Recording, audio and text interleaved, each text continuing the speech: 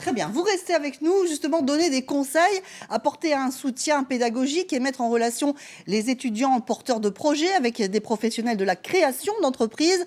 Ce sont donc les objectifs des pôles entrepreneuriat étudiants. On en compte 23 en France, celui de Lorraine est particulièrement bien classé et les étudiants ne manquent pas d'idées et d'esprit d'entreprise, à l'image de Dominica, qui est votre étudiante d'ailleurs et qui commercialise du petit outillage. Malika Boudiba et Boris Krachmar l'ont rencontré.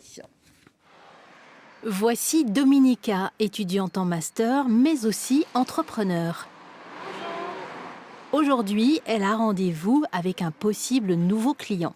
L'idée est née après un stage que j'ai fait dans une entreprise polonaise. L'entreprise a été très contente de moi et puis ils m'ont proposé de continuer cette aventure et de développer leurs produits en France. Donc j'ai commencé comme ça et puis au final, en prenant contact avec les entreprises ici dans la région, je me suis rendu compte que il y avait un potentiel et qu'en plus de ça, il y avait des entreprises françaises qui fabriquaient aussi des outils qui avaient du mal à les vendre. Et puis moi, mon objectif, c'est d'essayer de regrouper toutes ces entreprises et puis d'en faire une gamme complète et puis de me promener vers les petites entreprises et puis les PME et puis de leur offrir le service qu'ils n'ont pas.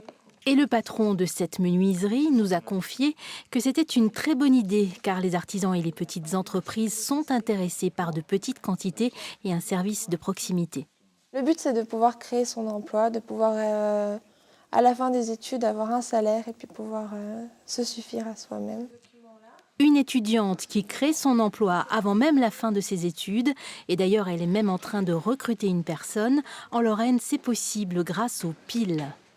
Le PIL, le pôle entrepreneuriat étudiant, 3 jours de cours par semaine et 2 jours consacrés à son entreprise avec un accompagnement personnalisé. Au lieu de faire un stage classique, traditionnel en entreprise, leur donner la possibilité de travailler sur leur projet, sur lequel ils veulent donc développer leur idée.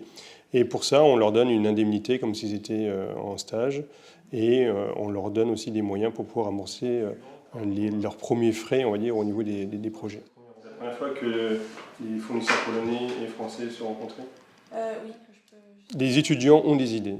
Et je pense que ce qu'a amené le PIL, c'est de permettre aux étudiants d'exprimer leurs idées et leur donner la possibilité de travailler dessus. Il y a des idées et on les amène à travailler pour justement voir si ces idées-là peuvent se transformer en opportunités d'affaires, s'il y a des possibilités d'en faire une activité qui n'est pas forcément que la création d'entreprise, ça peut être aussi la reprise d'entreprise, mais ça peut être aussi de monter une association, une ONG ou autre.